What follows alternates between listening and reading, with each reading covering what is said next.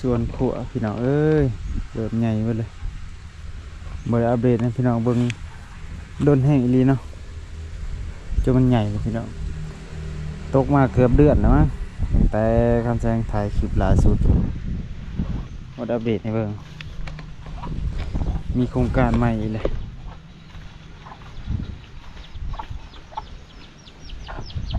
เป็นอะไรรถล่างบ่ได้กินข้าวบ่ บอก กินเลยเนาะ เหยียบซะงั้นโอ้โหหอดไส้เลยโอ้ก็มันได้ไปเลยมันก็บ่มีว่างเลยโว้ย ยันว่าบางเทื่อยันได้กินข้าวผ่านมากก็จะว่าในรถเฮามันอยู่บ้านนี่มันตกอยู่ระดับ 30-40ลายแห่งอยู่บ้านเดือนหนึงมีละ 2-3 คันเนาะ บ่เคยว่าสิได้คือจักขันมีแต่ว่าไปละมิดมีคันเดียวรถคำแซงขี่และไล่ท่าน อันนั้นมันยังว่าเฮาได้เห็นเฮาได้ไล่เฮา เห็นแล้วก็ไล่ท่านเนาะก็ได้คืนคันเดียวแหละพี่น้องหมดในบ้านในเมือง แม่น ได้คืนคันเดียวนะส่วนใกล้น่ะแม่นมิดเลย อาย มิดเจาะ งียบแบบว่าไล่ล่องลอยเลย แต่ว่าหมู่คอยมันอยู่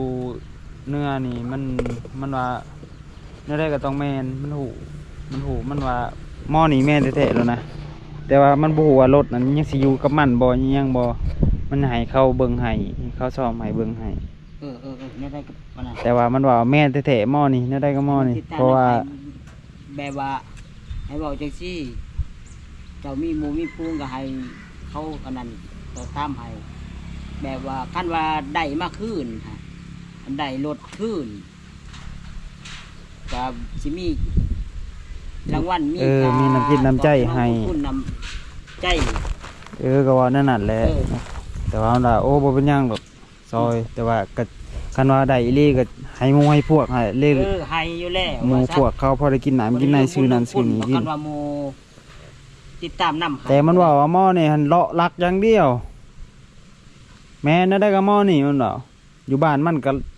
ลายอันนั้นแล้วหมอนี่เอานี่ ลายเลยแต่ว่าหมู่บ่ทันกับมือกับตีนมันนะแต่ว่าหมู่ฮู้ว่ามันแต่ว่าหมู่บ่ทันกับมือกับตีนจับมันบ่ได้ตอน บ่มีความ บ่ มีหลักฐานพยานครบอันนั้นนอกก็เลยเอามันบ่ได้ แต่มือรถเสียมันว่ามือนั่นก็ มันออก เห็นอยู่มันออกอยู่หมอน่ะมันเลาะอยู่กลางคืนมันออกเลาะกลางคืนแล้วนะ เว้นนี่เก็บโต้อย่างเดียว กลางเว้นนี่มิดกลางเว้นนี่แต่กลางคืนนี่มันออกโดดหมอน่ะหมู่ว่าเห็นมันแล้วนะสงสัยมันแล้วแม่นแล้วแต่ว่าหมู่สิเบิ่งให้ว่ารถหันยังอยู่น้ำมันบ่หมู่สิซ่อมเบิ่งให้ เฮ็ดแล้ว ยันรู้ว่าวิทย์ไปแล้วรู้ว่าอันนั้นเพราะว่ารถหันส่วนลายหันเขาว่าคันพวกนี้ลักไปหันอยากไปเสื่องก่อนเนาะ ก็เลย สิให้สถานการณ์มันเงียบแบบว่าเขาจะว่าให้หมู่ให้สงสัยให้ติดตามน้ำชนก่อนนะ นี่แหละพี่น้องก็ เสียวออกมา บ่อยากว่าหลายเดี๋ยวถ้าเบิ่งถ้าติดตามนํกันรถอายเพิ่นเสียจักมื้อละ3มื้อนี้บ่หรือ แต่วันศุกร์ 2ก็3มื้อนี้เนาะศุกร์เสาร์อาทิตย์มื้อนี้วันอาทิตย์ วันพฤหัสแล้วเว้ยคืนวันพฤหัส สิมาต่อ ก็ตอนเช้าวันศุกร์ แต่ก็ซ้ำว่าวันศุกร์อะไรเพราะว่า เออ เป็น ศุกร์เสาร์อาทิตย์3มื้อนั่นแหละ ตีส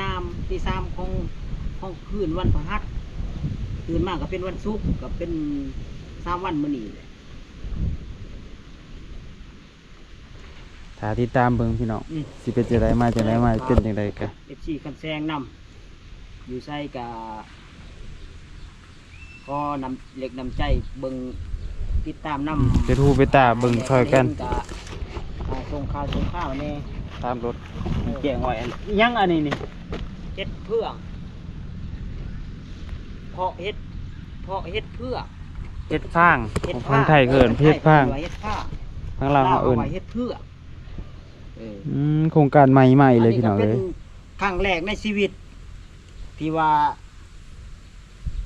ริเริ่มเฮ็ดลองเบิ่งทดสอบ ไปเอา ทดลอง สูตรนี้มาจากไส สูตรนี่คือเอาใน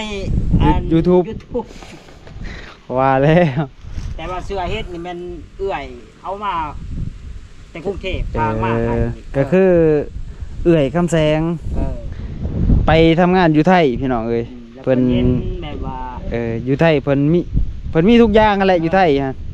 มีโรงงานนั่นโรงงานนี่บริษัทนั่นบริษัทนี่เฮ็ดเพาะอันนั้น ในโรงงานว่ามันแกมีโรงงานกลางๆเขาเฮ็ดเพาะพันธุ์อันนี้ยังแล้วเพิ่นเห็นเพิ่นเป็น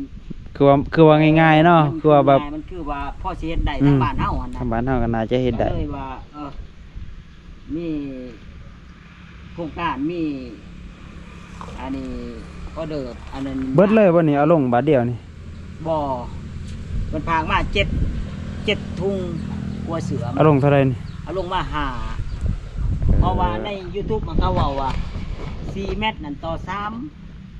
3 ทุ่ง ต่อ3ถุง อันนี้มัน7เมตร อันนี้คือบอนเพิ่นสิปลูกเฮ็ดเพื่องว่าซั่นซะเอาผ้า ป คลุ ลู ม กได้เรียบร้อยเลยนี่ใส่กึดแล้วก็จักมือกะว่า ฮะ ตามสูตรนี่จักมืองมไว้แนวนี้นี่ 15 มื้ออันเป็นดอกเฮ็ดใหญ่ช้ำมา เก็บได้เลย เก็บได้ได้เก็บแล้วก็ปิดไว้แนวนี้บ่ เออ โอ้ เก็บแล้วก็ปิดใหม่ได้15 มื้ออีก เก็บอีก เก็บอีก เก็บจนกลัวมันสิ เบิดเสือ ปดเสือพุ่นแหละก็สิประมาณ2เขียว3เขียว เอื้อยเป็นภาคอันเสือเฮ็ดฟางเฮ็ดเพื่องนี่แหละพี่น้องภาคมาแต่ไทย ครั้ เนาะ งแรกทดสอบเบิ่งกระแมนถ้าว่ามันได้ผลก็สิดำเนินต่อ สิเฮ็ดขยายออกไปเรื่อยๆคันว่ามันอันไหนโอเคก็พอได้ มัน เป็นอาชีพได้บ่ได้นี่คันว่ามันเป็นไปได้เพราะว่าเฮ็ดเพื่องบ้านเฮาแพงพี่น้องเอ้ยอันเฮ็ดนางผ้านี่โลละ8-90บ่ อืม บัดเฮ็ดเพื่องนี่โลละ140,000 150,000อยู่ปากเซ่ได้ เป็นนางฟ้ามันเป็นนาง ฮะ เป็นนางฟ้าเฮาซื้อกินคือว่าทุ่งละ10 20พระ โอ้อยู่ปากเซ่ก็ซื้อกินตลอดทุ่งละ80โลละ80โลละ90ผู้ มันสิแพงปานนั้น เฮ็ดเพื่องนี่โลละ140,000อยู่ปากเซ่ กันเฮาเฮ็ดได้เฮาเฮ็ดได้บ่ต้องการบ่สิเอาราคาปานนั้นดอก300,000เฮาก็โอเคแล้ว กำแซงอันเป็นคนแบบมักแกงเฮ็ดมักเฮ็ดว่าซั่นซะสิเป็นเฮ็ดหยังก็ยาพี่น้องคันได้แกงเฮ็ดได้มีเฮ็ดแกงแล้วโอ้มักแท้ๆเบิ่งทมจักสั่นอันทั้งพื้นก็ใส่ ทางปืนเฮาต้องปูบัตรแต่ว่าบ่ให้มัน ทั้งพื้น มีควบ ทั้งพื้นก็ขึ้นมาเอาใส่ ฮะ ทั้งพื้นก็อบขึ้นมาเอาเถิง พอแล้วทางปืนปูอันนั้นอย่างเดียวปูแล้วก็ใส่พางก็ใส่เสื้อเฮ็ดพวกเทิงแล้วก็บัตรกึดอบว่าซะ กำแซงเห็นอยู่ว่านซื่นเนาะจุบนอบเพื่องแซ่เพื่องไว้แซ่น้ำเอาเพื่องแซ่น้ำไว้ใส่กระถางใส่กระพุ้ยเต็มอยู่กระพุ้ยเนาะเอาเพื่องนี่ดิเพื่องจุบนมาแซ่ตามสูตรดอกจุบนตามสูตรเบิ่งใน YouTube มันให้แซ่เพื่องแซ่อันนี้จุบนก็แซ่ไว้คืน2 คืนเลยแหละ2 คืนเลยแซ่ไว้ให้เพื่องมันอุ่มน้ำเพื่องมันอบน้ำแล้วก็เอาเพื่องนี้มาใส่ทั้งในเนาะเอาเสือเฮ็ดใส่ผสมขี้งัวขี้กล้วยดิ้นนี่ยังนี่บ่ส้มยังไง ไอ้ส่วนผสมก็คือปูนขาว แต่กันลักๆแล้วคันว่าเว้าตามศูนย์มันต้องหลายอย่าง มีกากน้ำตาล แล้วก็ปูนขาว แล้วก็มีไอ้ไข่เสืออะไรอะเสือยังของไข่ของไก่นี่นะฮอร์โมนของไก่ ใส่ไข่ไก่เละ มันหลายอย่างแต่ว่าเฮาบ่ ผ มี สม เอาประมาณหน่อย เฮาก็เอาซ้ำในบ้านเฮามี ก็เลยใส่แต่กล้วย แล้วก็ต้นกล้วยปูนขาว กล้วยนี่ก็มาซับใส่บ่ เอาลำมันเอาลำเอานอนทั้งใจมันดิ มาซับ ซับมุนแล้วก็ เศร้าสิกันบ่ผสมสิกัน กับกล้วยแล้วก็ปูนขาวหัวเสือ อั อั นนี้ถือว่าเป็นโครงการใหม่พี่น้องเอ้ยเป็นวิธี นี่เริ่มใหม่ ใหม่ว่าสิโอเคบ่มันสิเป็นไปได้บ่พี่น้องก็ท่าเบิ่ง ฝาย่างนี่ไปซื้อยักษ์พื้นซื้อมาใหม่ สองเพราะว่างบน้อย มันก็เลยได้แต่ซ้ำนี่แหละพี่น้อง ก็มันโอเคกะตัวผุ่นกับส้มแล้วก็ปลูกต่อเลย อ่าก ดน้ำเอา ติดตามไปเรื่อยๆ15 วันสิ อัปเดตให้เบิ่ง ทำแซงมาอัปเดตอีกเทื่อนึงว่ามัน เฮ็ สิ ดเพื่อ ได้ผลดีหรือได้กะมาเบิ่งนำกันอีกครั้งหนึง อันนี้ก็สวนเพิ่นพี่น้องสวนครัวหลังบ้านด้นแล้วก็แซงบ่ได้อัปเดต อันนี้ก็ขยายออกมาใหม่นี่พี่น้องปลูกหลายอย่างเนาะนี่ขยายออกมาเป็นสวนที่สองก็เบี้ยมักแต้งเบี้ยมักพริกเบี้ยหอมบัวหอมจีนหอมผักกาดผักสู้ผักกะหล่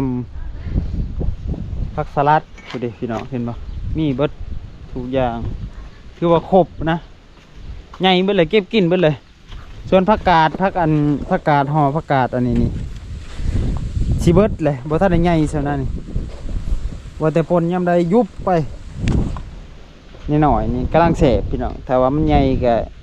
ใหญ่ขั้นแสงบ่มากมันใหญ่แล้วมันหึ่นผักกาดตดบ้านเฮาเอิ้นผักกาดตดมันใหญ่แล้วมันสิแห้งว่าซะมันสิหึ่นแห้งอันนี้หน่อยซะนี่พอดีแบบมีหึ่นๆหน่อยนึงพอดีแสบกำลังดีว่าซั่นซะ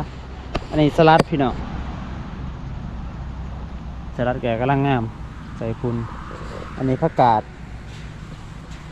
ตัวนี้บัวผักกาดดอกบัวหรือผักกาดอันนั้นเนาะตัวกับผักกาดหันผักกาดอันนี้น่าจะผักกาดดอกตัวนี้ตัวนั้นก็แมนพอคำแจ้งสื่อเบี่ยพักมาหายลายอยู่มีหอมบัวหอมใบเลื่อยมีหอมป่นต้นพริก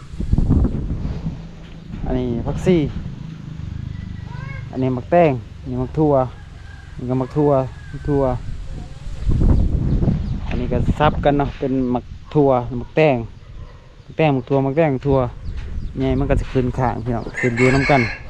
เก็บสบายมีหอมบัวปลูกใหม่